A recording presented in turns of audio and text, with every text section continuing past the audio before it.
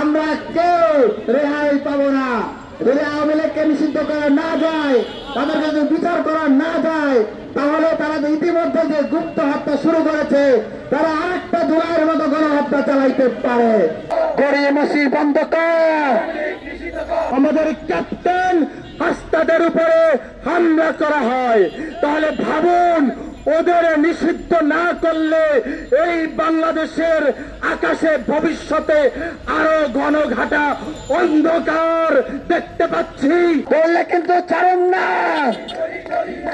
অনতি বিলম্বে আওয়ামী লীগের বিচার, ফ্যাসিস্টদের বিচার সাংগঠনিক ভাবে রাজনৈতিক করার অধিকার নিষিদ্ধ করে আমাদের এই মঞ্চ থেকে একতাবদ্ধ আহ্বান জানাচ্ছি। ধরি ধরি ধরি না। কাল বিলম্ব না করে আওয়ামী লীগকে নিষিদ্ধ করতে হবে। জুলাই গণহত্যার সংগঠনে যারা মদত দিয়েছে, যারা রসদ জুগিয়েছে, যারা কালচারাল প্রতিষ্ঠান কায়েম করেছে, প্রত্যেককে বিচারের মুখোমুখি করতে হবে।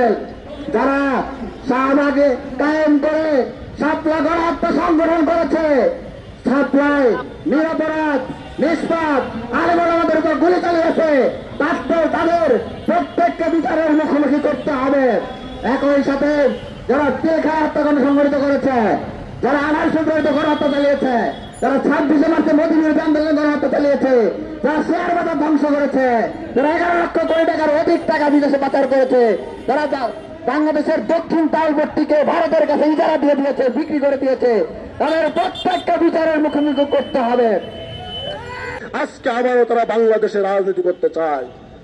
খুনি হাসিনা এখনো ভারতে বসে প্রতিনিয়ত ষড়যন্ত্র করে যাচ্ছে। ভারত থেকে মেসেজ দিচ্ছে বাংলাদেশের আনাচে কানাচে আওয়ামী লীগকে সক্রিয় করতে হবে। আওয়ামী লীগের নেতাকর্মীদের ভাড়া করে, সাধারণ মানুষকে ভাড়া করে তারা টাকা দিয়ে মিছিল করাচ্ছে।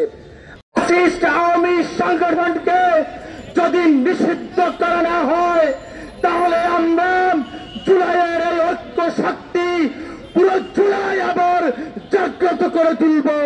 ওই ফ্যাসিস্ট হাসিনার বিচারের দাবিতে, আওয়ামী লীগের বিচারের দাবিতে। Follow us on Facebook. Subscribe our YouTube channel.